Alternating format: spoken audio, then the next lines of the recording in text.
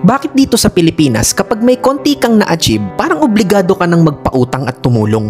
Bakit nga ba? Nagtrabaho ka ng maayos, nagsimula ka sa wala. Walang luho, walang reklamo, walang drama, disiplina lang talaga tsaka tiyaga. Tapos ngayon dahil meron ka ng konting achievement, bigla kang magkakaroon ng mga kamag-anak at kaibigan. Pre, kamusta? Pautang naman, babayaran ko sa katapusan. Pero katapusan pala ng mundo yung tinutukoy nila.